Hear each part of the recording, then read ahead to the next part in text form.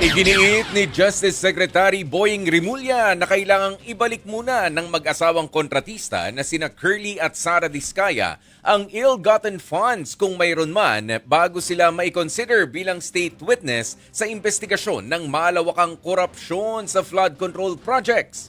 Sa pagdinig ng Senate Blue Ribbon Committee, isinapubliko ng mag-asawang Diskaya ang pangalan ng ilang kongresista, kanilang staff at mga opisyal ng Department of Public Works and Highways na umano'y sangkot sa katiwalian.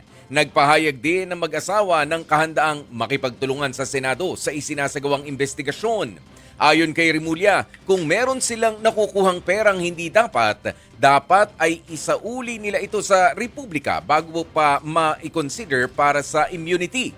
Dagdag pa ng kalihim, bumubuo na ang Department of Justice ng isang forensic accounting team sa ilalim ng National Bureau of Investigation.